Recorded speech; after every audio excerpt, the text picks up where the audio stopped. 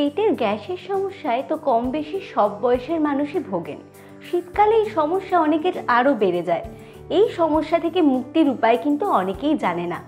মুক্তির উপায় জানার জন্য জিও বাংলার হেলথ কথার এপিসোড নিয়ে আমি বৈশালী আজকে চলে এসেছি এক বিশেষ অতিথির কাছে। দেখে নেব কে আছেন আমাদের সাথে।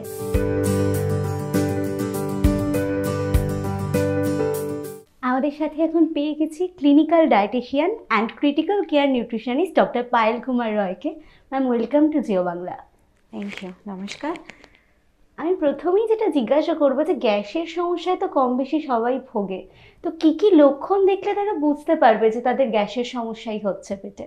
আচ্ছা, সবার প্রথম বলি যে শুধু গ্যাস নয়, আমরা আজকে যে জায়গাটায় দাঁড়িয়ে আছি না, যে সিজনটার মধ্যে আছি, তার মধ্যে সব বাঙালি ভাবে যে এটা এমন একটা সিজন যেখানে বিভিন্ন রকমের সবুজ শাকসবজি অনেক কিছু পাওয়া যায়। ঘোরার জন্য খুব সুন্দর একটা সময়, খাওয়ার জন্য একটা খুব সুন্দর সময়। তো একটা ফল্টি ফুড হ্যাবিট হচ্ছে তার one of the main reason.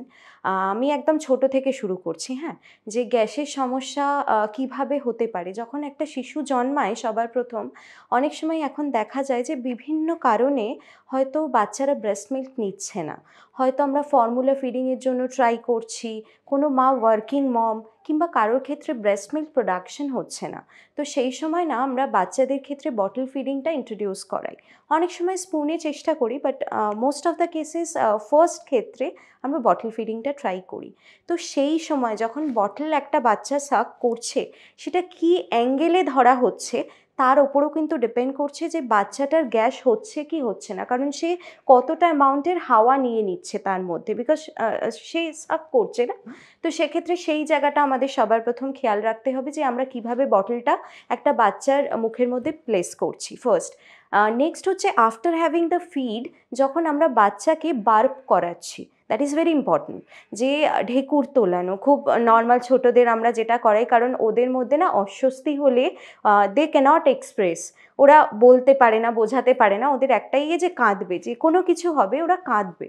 তো সেক্ষেত্রে সেই বার্পিংয়ের যে তাদের কিভাবে বার্পিং করানো উচিত, তারা প্রপারলি ঢেকুর তুলছে কিনা সেটা দেখানো।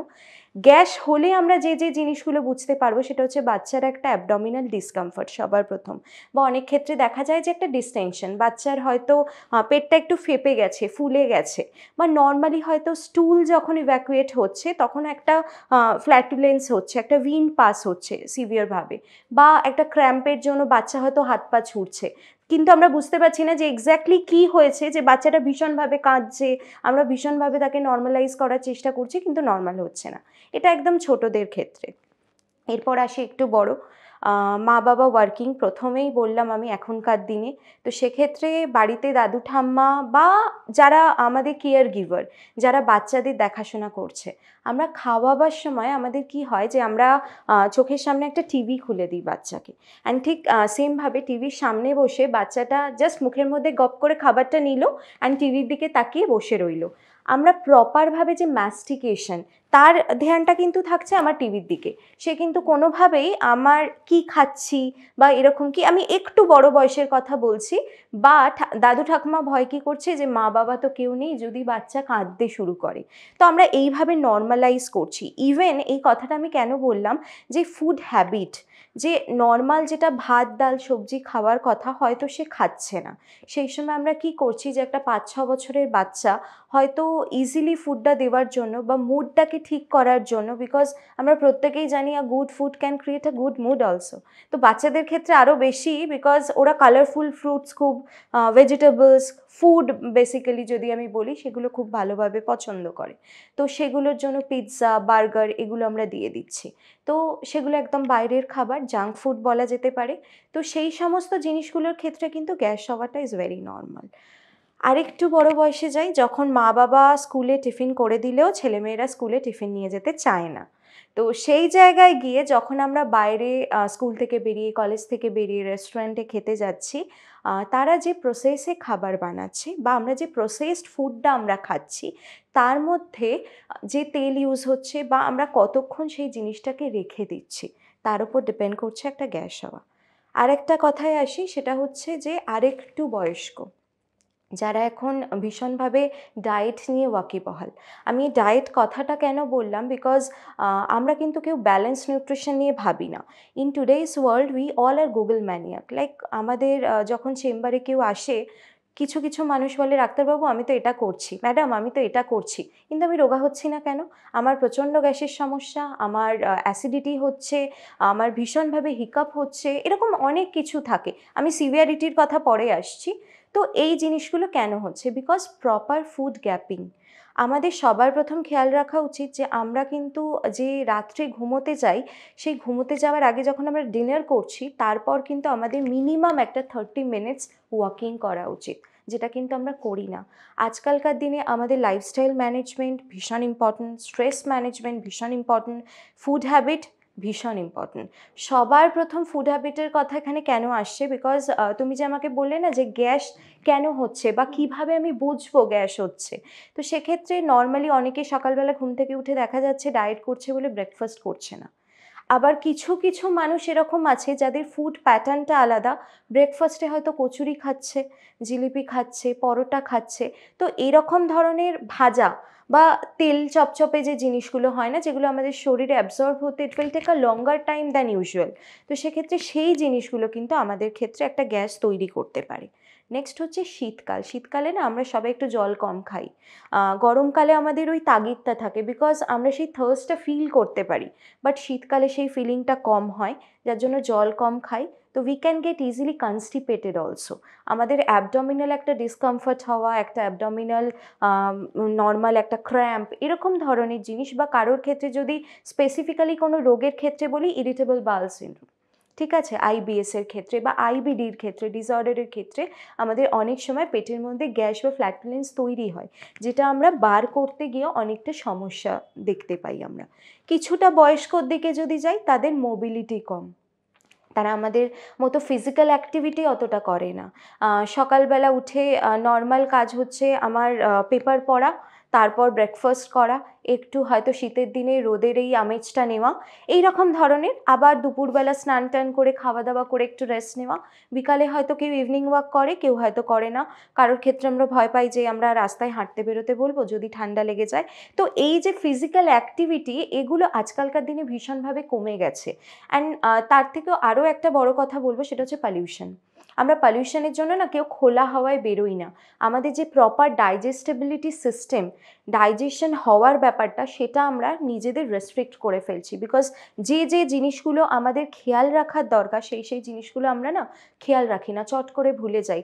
আমরা কি জানি যে শীতকাল মানেই এমন একটা জায়গা যেখানে আমরা পিকনিক করব, ঘুরবো, বিভিন্ন রকমের ভালো খাওয়া দাওয়া করব।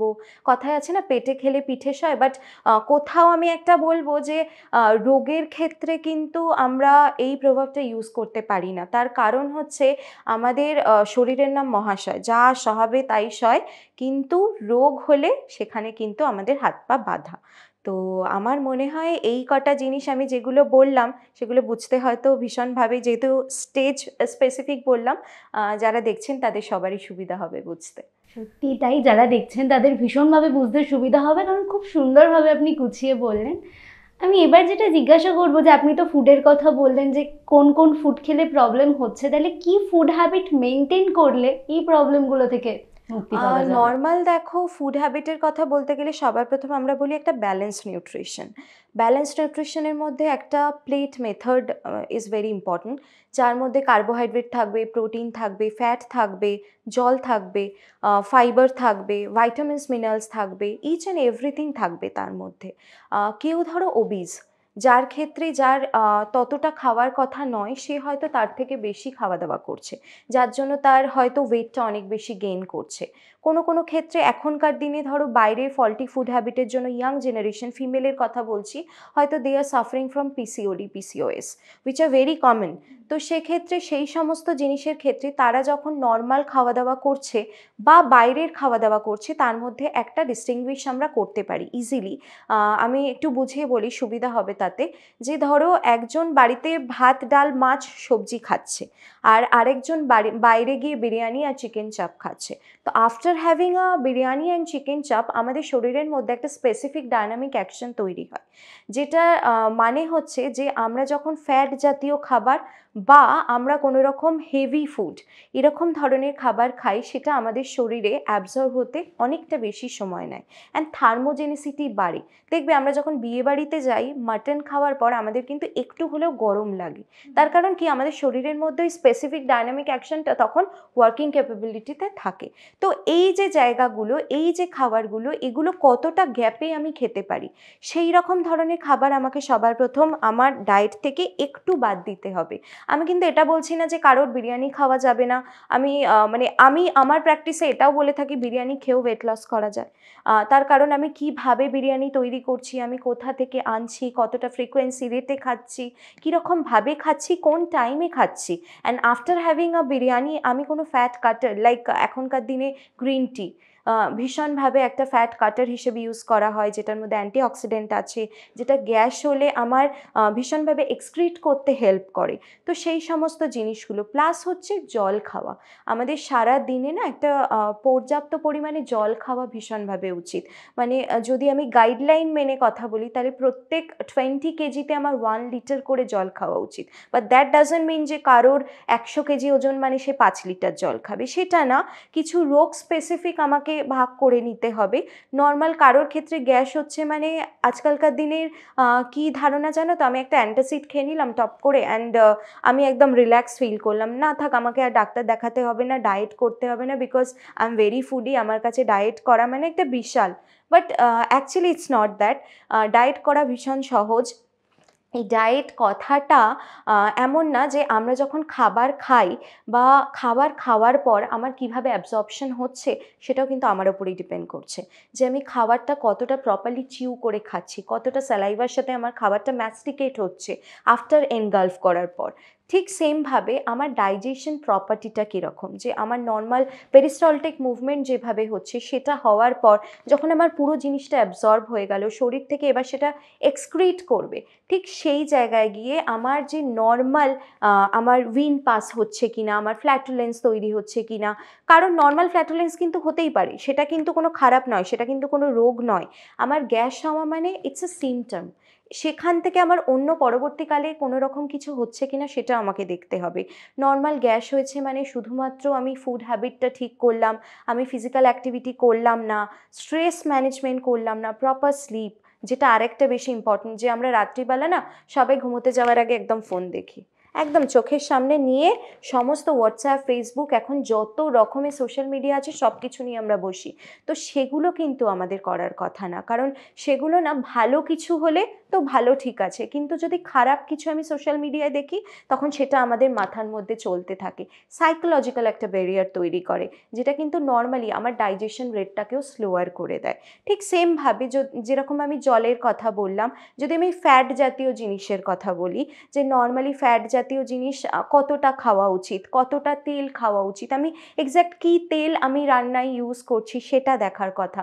আমরা যেমন এখন অনেক রকমের তেল আমরা জানি যে কিছুটা কোলেস্টেরলের জন্য ভালো, কিছু হয়তো রেনালের জন্য ভালো, কিছু হয়তো বাচ্চাদের জন্য ভালো। বাট অলওয়েজ না আমাদের একটা জিনিস মাথায় রাখতে হবে, আমরা কত স্পেসিফিক ওয়েতে ভাগ করব। একটা মানুষের শরীরে বিভিন্ন রকমের রোগ থাকতে পারে, তার মানে মাছ একরকম রান্না হবে, ভাত নর্মালি রান্না হলো, ডাল একটা তেল দিয়ে রান্না হবে, সেটা পসিবল নয় না। তো আমাকে দেখে নিতে হবে আমি সারাদিনে কতটা অ্যামাউন্টের তেল ইউজ করছি বা কী তেল ইউজ করছি। যেমন আমি যদি নর্মালি কোনো রকমের রাইস ব্র্যান তেল ইউজ করি, আবার আমার ঠিক শরীরের মধ্যে কিন্তু আমার মাস্টার্ড অয়েলটাও প্রয়োজন, তো সেটা আমি কতটা ইউজ করতে পারবো। যেমন আমরা স্পেসিফিক ওয়েতে আমরা কিছু ডায়াবেটিকের ক্ষেত্রে ভাগ করে দিই, থেরাপিউটিক কেস যেগুলো হাইপারটেনশনের ক্ষেত্রে ভাগ করে দিই, বা ধরো রেনালের ক্ষেত্রে ভাগ করে দিলাম। বাচ্চাদের ক্ষেত্রে যারা বাড়ন্ত এজে আছে না, তাদের ক্ষেত্রে একটা স্পার্ট গ্রোথ, ডেভেলপমেন্ট, এগুলো ভীষণভাবে ইম্পর্টেন্ট। তো সেই সমস্ত জিনিসগুলো আমাদের প্রত্যেকটা জিনিস আইসোলেট করে ভাগ করে দিতে হবে। ঠিক সেমভাবে fibre, one of the main important factor, যে আমরা ফাইবার কতটা খাচ্ছি। আমাদের শরীরে কিন্তু ভীষণভাবে সলেবল ফাইবার, ইনসলেবল ফাইবার, এগুলো কিন্তু ভীষণভাবে আমাদের প্রয়োজন। তার কারণ কি, এগুলো আমাদের শরীরকে, আমাদের যে এমালগামগুলো আছে সেগুলোকে কিন্তু প্রপারলি, ফুডগুলোকে কিন্তু ডাইজেস্ট করতে হেল্প করবে। ঠিক সেমভাবে আমাদের নর্মাল স্টুল ক্লিয়ার করতেও হেল্প করবে। একটা মা, যদি আমি একদম আগে থেকে আমি একটু বলি, যে একজন প্রেগনেন্ট অবস্থায় থাকাকালীন আমরা তাকে ফাইবার জাতীয় জিনিস খাবার খেতে খেতে বলি। কেন বলি? বিকজ আমাদের নর্মাল একটা ইউটেরাসের পাশে না আমাদের এইভাবে কোলন আছে। তো ইউটেরাস যখন এরমভাবে বাড়ছে ঠিক চাপটা পড়ছে কোলনের ওপর। আর সেই সময় যদি আমি জল ঠিকমতো না খাই, ফাইবার ঠিকমতো না খাই, তাহলে সেই লেডি বা প্রেগনেন্ট যে জেস্টেশনাল এজে আছে she can get constipated easily. ঠিক সেমভাবে তার যদি অ্যাসিডিটির প্রবণতা থেকে যায় প্রেগনেন্সি ফার্স্ট, সেকেন্ড, থার্ড যে কোনো ট্রাইমেস্টারের ক্ষেত্রে আমি বলছি, বাচ্চার ক্ষেত্রেও কিন্তু সেটা আসার সম্ভাবনা থেকে যায়। বা কেন বলে যে যখন আমরা প্রেগনেন্ট থাকি বা কেউ ল্যাকটেশনে আছে, আমাদের স্পেসিফিক ফুড হ্যাবিট মেনটেন করতে হবে। দ্যাট মিনস আমাদের ধরো নর্মালি যে সময় প্রেগনেন্ট আছে সেই সময় রিচ কোনো খাবার খাবে না, যাতে বদহজম, গ্যাস হয়, কোনো রকমের আনইজিনেস ফিল হয়, চেস্টে ডিসকমফর্ট হয়, কোনো রকমের পেন হলো সেগুলো চলবে না। ল্যাকটেশন পিরিয়ডে স্পেসিফিক স্পাইসেস, যে স্পাইসেসগুলো যেহেতু কিছু কিছু বাচ্চা, আমরা সবার ক্ষেত্রে বলি যে ব্রেস্ট মিল্ক কিন্তু ভীষণভাবে বাচ্চার ক্ষেত্রে প্রয়োজন। তো বাচ্চা যখন ওয়েল ফেড আছে তখন যতক্ষণ না উইনিং হচ্ছে ততক্ষণ অবধি আমরা তাকে জলটা দেওয়ারও অ্যাডভাইস করি না। তার কারণ ব্রেস্ট মিল্কের মধ্যে কিন্তু ময়েশ্চার কন্টেইনিংটাও রয়েছে, যার জন্য আমরা নর্মাল জল দেবো না। তো সেক্ষেত্রে সেই সময় যদি মা কোনো স্পাইসি খাবার খায় তাহলে কিন্তু বাচ্চার অ্যাসিডিটি হওয়ার, স্টামাক ক্র্যাম্প হওয়ার এগুলোর কিন্তু ভীষণভাবে চান্সেস থেকে যাবে। তো এগুলোই হচ্ছে মেন আমরা যে ফুড হ্যাবিটের মধ্যে দিয়ে আমরা একটা খাবার প্যাটার্নটাকে চেঞ্জ করতে পারি, টাইম গ্যাপটাকে চেঞ্জ করতে পারি। মানে আমরা প্রত্যেকে না এখন ভীষণ বিজি, আমাদের ঠিক টাইমে খাওয়া হয় না। যেরকম আমরা ছোটোবেলায় খেতাম না যে সকালবেলা স্কুলে যাওয়ার আগে একটা খেলাম, স্কুল থেকে ফিরে এসে খেলাম, মা প্রত্যেকের একটা টিফিন গুছিয়ে দিল, বাট অফিসে কাজ করলে না ঠিক সেই সময়টা হয়ে ওঠে না। কারোর ক্ষেত্রেই হয় না, যে যেরকম জবে আছে। কিছু মানুষ হয়তো রাস্তায় ঘুরে কাজ করেন, যাদের ক্ষেত্রে রাস্তা থেকে খাবার, দোকান থেকে খাবার কিনে খাওয়াটা খুব ইজি। আবার কেউ ফুডটা বাড়ি থেকে ক্যারি করলেও সে কিন্তু টাইমে খেতে পারে না। তো সেই খাবারটা ঠান্ডা হয়ে যাচ্ছে, সেটা আমি যদি গরমে, একটা ইউজুয়াল টেম্পারেচার থাকা উচিত যে টেম্পারেচারে আমরা খাবারটা খাবো। ইভেন কোন আরেকটা জিনিস আমি বলি, যে খাবারটা আমি কবে বানিয়েছি, আমি খাবারটা কতদিন স্টোর করে রাখছি। আমি আজকে বানালাম, দেখা গেল আমি দুদিন বাদে খেলাম, সেটা কিন্তু উচিত না। আমি আজকে সকালে বানিয়ে আমি রাত অবধি খেলাম, বড়জোর কাল সকালে খেলাম, কিন্তু তারপরেরটা না আমরা অ্যাডভাইস করি না। তার কারণ যে মুহূর্তে আমরা খাবারটা ফ্রিজের মধ্যে স্টোর করে দেব, সেটার মধ্যে কিন্তু যে যে নিউট্রিয়েন্টসগুলো আছে, যে নিউট্রিশিয়াস এবিলিটিগুলো আছে, সেগুলো কিন্তু আস্তে আস্তে গুণাগুণগুলো কমতে শুরু করবে। তো এগুলো খেয়াল রাখলে আমার মনে হয় সুবিধা হবে। অনেক কিছু তো শুনলাম, এক্সারসাইজ করে কি কোনোভাবে প্রিভেন্ট করা যায়? ডেফিনেটলি এক্সারসাইজ করা যায়, তবে এক্সারসাইজের থেকেও বেটার হচ্ছে নর্মাল ওয়াকিং, হাঁটা, একদম ফ্রেশ এয়ারে হাঁটা।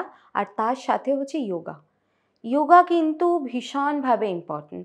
এখন সবসময় না কি হয়, আমরা দেখি যে সবাই জিমে চলে যাচ্ছে, কি না আমি এটা করছি, আমি ট্রেডমিল করছি, আমি ওটা করছি, বাট আলটিমেটলি আমি যেই ছেড়ে দিচ্ছি সাথে সাথে আবার দেখা গেল সেই হয়তো বাল্কিনেসটা চলে এলো বা সেই সমস্যাটা চলে এলো। আমরা যদি প্রপার অ্যারোবিক্স, কাকে বলে যে একই জায়গায় দাঁড়িয়ে স্পট জগিং, যতক্ষণ আমি ঘেমে যাচ্ছি, আমার নিঃশ্বাস নিতে অস্বস্তি হচ্ছে, ততক্ষণ অবধি। দ্যাট ডাজন্ট মিন যে কারোর যদি হাইপার টেনশন থাকে বা কারোর যদি কার্ডিয়াক ইস্যু থাকে তার ক্ষেত্রে কিন্তু আমি কথাটা বলছি না।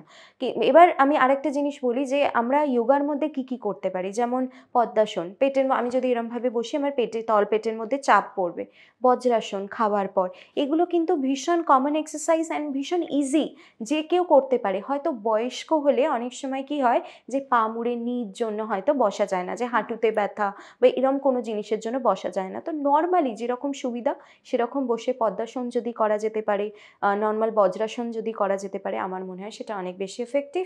আর তার সাথে এক্সারসাইজ বলতে গেলে অ্যারোবিক্সটাকে আমি সবার প্রথম বলবো।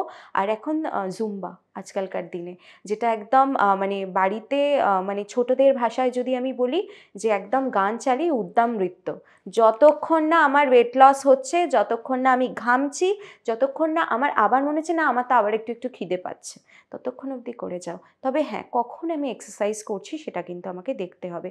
আমি ভাত খেলাম, ভাত খেয়ে আমি হঠাৎ করে এক্সারসাইজ করলাম, সেটা কিন্তু আমার কারেক্ট টাইম নয়। আমি সকালবেলা ঘুম থেকে উঠে এক্সারসাইজ করতে পারি, ব্রেকফাস্ট করার 2 ঘন্টা বাদে আমি করতে পারি, স্নানের আগে আগে আমি কখনো এক্সারসাইজ করব না, তার কারণ যেই মুহূর্তে আমি স্নানের আগে এক্সারসাইজ করব স্বাভাবিকভাবে দেখা যাবে যে আমি ঘেমে যাচ্ছি, অ্যান্ড ঠিক সেই ঘেমে যাবার পরবর্তী সময়ে আমি গিয়ে যদি স্নান করি তাহলে ঠান্ডা লেগে যাওয়ার অনেক রকমের টেন্ডেন্সি থাকতে পারে। আবার ইভিনিং টাইমে যেটা নর্মালি স্পোর্টস প্র্যাকটিসের টাইম হয়, যোগার টাইম হয়, জিমের টাইম হয়, সেই সময় করা যেতে পারে। যদি আমি স্পেসিফিক ডাইজেশনের জন্য বলে থাকি তাহলে আফটার হ্যাভিং ডিনার, যে সময়টা আমি বলছি যে আমরা ফোন ঘাঁটি বা আমরা খেয়ে গিয়েই না আমরা শুয়ে পড়ি বিছানায়, আর পাচ্ছি না, সারাদিনের টায়ার্ডনেস আছে, সারাদিনে প্রচুর কাজ মাথায় ঘুরতে থাকলো, কালকে আবার অফিস, কালকে আবার স্কুলে পাঠাতে হবে, সবার প্রচুর কাজ, সবাই সবার মতো করে ব্যস্ত। তো সেই জায়গায় আমি রাত্রিবেলা যদি 15 থেকে 20 মিনিট বা ম্যাক্সিমাম 30 মিনিটস আমি বার করে নিতে পারি, সপ্তাহে 150 মিনিট, এটা আমি একদম মেনশনই করে দিলাম যে দিনে 30 মিনিটস, সপ্তাহে 150 মিনিট যদি হয় তাহলে কিন্তু আমার মনে হয় অনেক বেশি উপকারী হবে। অসংখ্য ধন্যবাদ আপনাকে। সেই যেটা আমার প্রশ্ন সেটা হচ্ছে যে গ্যাস হলে কি করবে, কোনো ঘরোয়া টিপস কি আছে? ডেফিনেটলি আছে। ওই যে বললাম না প্রথমেই, আজকালকার দিনে সবার প্রথম আমরা কি করি, ইজিলি বাড়িতে সবার কাছে না প্যান্টোপ্রাজল থাকে। সবাই জানে যে আমায় কখন প্যান্ডি খেয়ে নিতে হবে, বাট জানে না যে সেটা আগে খেতে হবে, এমটি স্টমাকে খেতে হবে, পরে খেতে হবে। যে কোনো ধরনের অ্যান্টাসিড বা লিকুইড যেগুলো পাওয়া যায় একদম ঢকঢক করে খেয়ে নিলাম, আমার একটা রিলিফ হলো, অ্যান্ড সাথে সাথে কিন্তু সেটার থেকে আমার মনে হয় কিছু ছোট ছোট জিনিস আমরা যদি একটু সময় দিই, যেমন প্রত্যেকের বাড়ির ফুড টেবিলের কাছাকাছি রান্নাঘর থাকে, চট করে যদি রান্নাঘরে গিয়ে না আমরা একটু আদা নিয়ে এলাম, তো সেই আদাটা কিন্তু আমার শরীরের মধ্যে কি হয় যে নর্মালি আমি যদি স্মোক করে রাখি, যে নর্মাল একটা ফ্রাইং প্যানের মধ্যে ছোট ছোট করে কুচি কুচি করে আদা কেটে নর্মাল স্মোক হচ্ছে যখন, অল্প একটু সল্ট দিয়ে সেটা আমি স্টোর করে রেখে দিলাম, সেটা আমার ডাইজেশনের জন্য ভীষণ এফেক্টিভ। বা অনেক সময় দেখা যায় যে কাঁচা আদা জাস্ট কেটে আমি সেটা চিউ করছি, প্রপারলি ম্যাস্টিকেট করছি মুখের মধ্যে, কি হয় আমাদের গ্যাস্ট্রোইন্টেস্টিনাল যে মাসেলগুলো আছে সেগুলোকে রিল্যাক্স করে, যেগুলো নর্মালি আমাদের শরীরের মধ্যে গ্যাস তৈরি হওয়ার সময় ভীষণভাবে মনে হয় যে একটা চেস্টে আনইজিনেস হচ্ছে, একটা পেটে ব্যথা হচ্ছে, ক্র্যাম্প হচ্ছে, সেই সমস্ত জিনিসগুলো কিন্তু আমায় অনেকটা রিলিফ করবে, কারণ অ্যান্টিঅক্সিডেন্ট প্রপার্টি কিন্তু ভীষণভাবে এফেক্টিভ আদা। ঠিক সেমভাবে যদি হিংয়ের কথা বলি, অনেকের তবে যে কটা খাবারের নাম বা যে কটা ফুডের নামে আমি বলবো, কারোর যদি কিছুতে অ্যালার্জি থেকে থাকে বা পার্টিকুলারলি কেউ কোনো স্পেসিফিক রোগে সাফার করে, অলওয়েজ কিন্তু সেখানে নিউট্রিশনিস্ট ডাক্তারের পরামর্শ ছাড়া কিন্তু কোনোটাই, আমি একবারে এটা শুনেছি মানে কিন্তু সবার জন্য সেটা অ্যাপ্লিকেবল নয়, এটা কিন্তু আমি একদম বলেই দিলাম। তার ছাড়া হচ্ছে হিং, যেটা আমি বলছিলাম যে হিং হচ্ছে এমন একটা জিনিস যেটা আমার যদি পেটে ক্র্যাম্প হয় তাহলে সেটার জন্য ভীষণভাবে এফেক্টিভ। বিট নুন বাড়িতে ইজিলি পাওয়া যায়, 1 চিমটে নুন জলের মধ্যে দিয়ে ইজিলি মিক্স করে আমি খেতে পারি, সেটার পর কিন্তু আমার ইজিলি একটা ঢেকুর উঠবে, অ্যান্ড সেখানে কিন্তু আমার অনেকটা রিলিফ ফিল হবে। কিন্তু কারোর যদি হাইপার টেনশন থেকে থাকে তার ক্ষেত্রে কিন্তু চলবে না, কারণ আমরা নর্মালি স্পেসিফিক্যালি যেটা আমরা বলে থাকি যে প্রেশার আছে, সেটা কী ধরনের, প্রাইমারি হাইপার টেনশন না সেকেন্ডারি হাইপার টেনশন, বা হাইপার টেনশন থাকার সাথে সাথে তার কার্ডিয়াক কোনো ইস্যু আছে কিনা, ইসকেমিক কোনো চেঞ্জেস আছে কিনা, সেগুলো জেনে নিয়ে কিন্তু আমাদের সল্টের ডোজটা আমাদের করতে হবে। ইভেন কারোর ক্ষেত্রে যদি রেনাল কোনো রকমের মানে কিডনির কোনো রকমের সমস্যা থেকে থাকে তার ক্ষেত্রেও কিন্তু আমাকে এই জিনিসটা খেয়াল রাখতে হবে, কারণ এক্সট্রা সল্ট কিন্তু তাদের জন্য চলবে না। নর্মাল মানুষের জন্য এগুলো করা যেতে পারে, নর্মাল সবুজ শাকসবজি সেগুলো আমরা খেতে পারি। শাকসবজি রান্না করার আগে প্রপারলি আমাদের গরম জলে কিছুক্ষণ বয়েল করে তারপর ঠান্ডা জলের মধ্যে রেখে প্রপার ব্লাঞ্চিং বা লিচিং করে, যেটা আমরা কোভিডের পর না সবাই প্র্যাকটিস করি, তখন আমরা কি করতাম, সানড্রাই করতাম, বাড়ির থেকে বাইরে থেকে নিয়ে এসে আমরা একটু রোদে রেখে দিতাম, কি না আমরা ছোবো না, কিন্তু এটা কিন্তু সারা জীবন করার কথা, এটা কিন্তু কোভিড আছে বা কোভিড ছিল বলে করার কথা না, কারণ Covid was pandemic, now it's became an endemic, it will be here for ever. তো সেক্ষেত্রে কখনো কিন্তু আমরা কোভিড চলে গেছে বলে বা কোভিড এখন সেরম হচ্ছে না বলে আমরা ওই প্র্যাকটিসটা যদি বন্ধ করে দিই না তাহলে কিন্তু হবে না। ঠিক সেমভাবে আমরা যে প্রসেসড ফুডগুলো আমরা আনছি যার মধ্যে অনেক রকমের অ্যাডিটিভস আছে, সেইগুলো আমাকে প্রপারলি ওয়াশ করা, যেরম ধরনের ফল বা সবজি আমরা যখন বাজার থেকে নিয়ে আসছি সেরম জিনিসগুলো প্রপারলি ওয়াশ করা, সেই সমস্ত জিনিসগুলো আমাদের করতে হবে। এর বাইরেও আরও কয়েকটা জিনিস, যেমন বলবো বেদানা, বেদানা কিন্তু গ্যাস থেকে ভীষণভাবে হেল্প করে। খেয়াল রাখতে হবে যে কারোর যদি কনস্টিপেশন থেকে থাকে সে কিন্তু রেগুলার বেদানা খেতে পারবে না, পমিগ্রেনেট খেতে পারবে না রেগুলার। প্রত্যেকটা জিনিসেরই না জানো তো অ্যাডভান্টেজ ডিসঅ্যাডভান্টেজ আছে, আমি যার জন্য একটা বলার সাথে সাথে যেরকম অ্যাডভান্টেজ বলছি ঠিক সেমভাবে আমি ডিসঅ্যাডভান্টেজটাও বলছি, যে আমি কতটা হিসাবে আমি নিতে পারবো। ফাইবার ফাইবার জাতীয় খাবার আমি কতটা খেতে পারবো। কারোর ক্ষেত্রে যেমন আমি কিছুক্ষণ আগে বলার সময় বলেছিলাম যে আইবিএস, তো কারোর ক্ষেত্রে যদি ইরিটেবল বাউল সিনড্রোম থেকে থাকে তো তার ক্ষেত্রে কিন্তু এক্সেসিভ ফাইবার খেলে তার কিন্তু আবার ডায়রিয়া শুরু হয়ে যাবে। তো সেক্ষেত্রে কিন্তু তখন আমি সেই ফাইবারটা ইউজ করতে পারবো না। ঘরোয়া উপায়ে এই সমস্ত জিনিসগুলো আমি তো ইজিলি অ্যাড অন করতে পারি, পাচন বানিয়ে আমি খেতে পারি। নর্মালি অনেক সময় দেখা যায় যে জিরে আমাদের সবার বাড়িতে থাকে, তো সেই জিরের জল খাওয়া গ্যাস থেকে আমাদের ভীষণভাবে উপকারী, গ্যাস হলে আমাদের শরীরকে ভীষণভাবে একটা রিলিফ দেয়। যদি সেরকম মনে হয় অনেকে সিনামন অ্যাড করে, দারচিনি অ্যাড করে খায়, চায়ের মধ্যে দেওয়া যেতে পারে।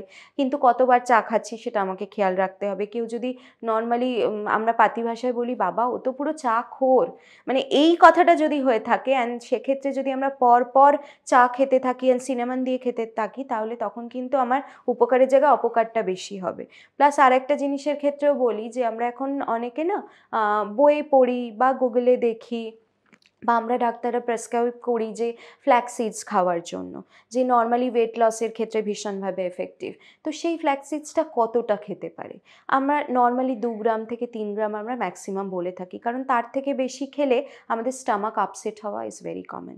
তো এই সমস্ত জিনিসগুলো যদি আমরা খেয়াল রাখি, প্লাস একটা প্লেটের মধ্যে আমরা একটা নর্মাল থালার মধ্যে আমাদের carbohydrate, protein, fat, vitamin, mineral, তার সাথে ওয়াটার, সাথে সাথে এই সমস্ত জিনিসগুলো যদি আমরা খেয়াল রাখি আমার মনে হয় আমাদের লাইফস্টাইলটা ভীষণভাবে চেঞ্জ হবে। যেটা আমাদের খাওয়ার সাথে সাথে কি হয়, যদি আমরা প্রপারলি না খাই না আমাদের শরীর ঠিক থাকে না, তার সাথে সাথে মন মেজাজও ঠিক থাকে না। আবার উল্টো, যে বাড়িতে একটা খুব তেতো অনেকেই পছন্দ করে না, তো সেক্ষেত্রে তেতো রান্না হলে প্রথমেই আমাদের মুখটা একটু এরকম হয়ে যায় যে ও তেতোটা খাবো না, কিন্তু তারপর যেই আমাদের কাছে একটা মাংসের বাটি আসে না আমরা ভীষণ খুশি হয়ে যাই। বাট এটা আমাদের খেয়াল রাখতে হবে যে তেতোটাও যেমন আমার শরীরে ইম্পর্টেন্ট, মাংসটা আমার শরীরে ইম্পর্টেন্ট, চাটনি মিষ্টিও আমার শরীরে ইম্পর্টেন্ট, কিন্তু আমরা কতটা খাচ্ছি, কীভাবে খাচ্ছি, কতটা গ্যাপে খাচ্ছি।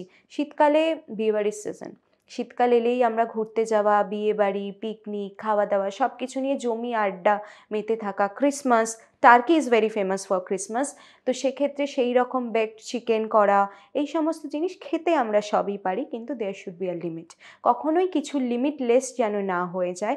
সবার লাস্ট আমি একটাই কথা বলবো, diet will always has an expiration date.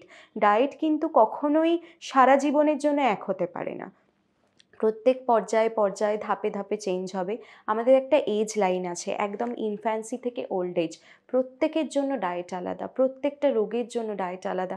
এই যে পেটে গ্যাস অস্বস্তি হচ্ছে না, এটা আমরা ধরে নিই যে হয়তো নর্মাল গ্যাস অস্বস্তি, বাট আমি যদি থেরাপিউটিক্যাল ক্রিটিক্যাল দিকটা, কারণ আমরা যখন ক্রিটিক্যাল কেয়ার কেসগুলো দেখি না তখন আমাদের কাছে খুব কমন হয়ে যায়, কারোর ক্ষেত্রে হয়তো স্টামাক ক্যান্সার, কারোর ক্ষেত্রে লিভার সিরোসিস, কারোর ক্ষেত্রে হয়তো দেখা যায় রেনাল স্টোন, সেগুলোর জন্য কিন্তু আমার গ্যাস হতে পারে।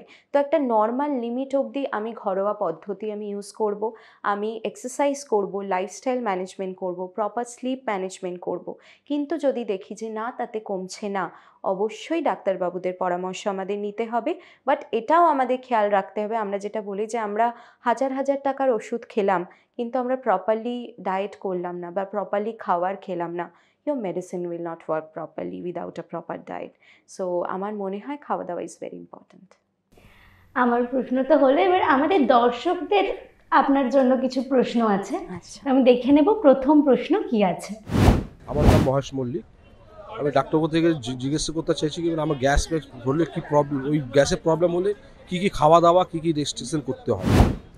গ্যাস হলে আমি একটু আগেই যেটা বললাম যে গ্যাস হলে আমরা এরকম ধরনের খাবার সিলেক্ট করব যেটা আমাদের ইজিলি ডাইজেস্ট হয়। যেমন হচ্ছে আমাদের ভাত, ডাল, সবজি, এগুলো আমরা প্রপারলি খেতে পারবো।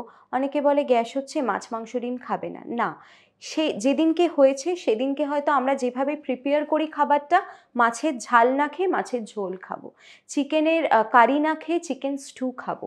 আমার ভ্যারাইটিটা না এইরকমভাবে হওয়া উচিত। সকালবেলা ঘুম থেকে উঠে একটু ঈষদুষ্ণ জল খাওয়া ভীষণভাবে প্রয়োজন, বিকজ আমাদের শরীরে অনেক টক্সিনস তৈরি হয়, তো সেই টক্সিনসগুলোকে আমাদের শরীর থেকে এক্সক্রিট করতে হবে আস্তে আস্তে। তো সেগুলো আমাদের জন্য খেয়াল রাখতে হবে যে পার্টিকুলারলি আমরা কীরকম ধরনের খাবার খাচ্ছি, জল খাওয়ার পর কতটা গ্যাপ দিচ্ছি, যেটা আমি বললাম যে ব্রেকফাস্ট মহারাজার মতো ব্রেকফাস্ট আমাদের করা উচিত, আর আমাদের রাত্রিবেলা একদম অল্প পরিমাণে লাইক আ বেগার আমাদের ডিনার করা উচিত। কেন?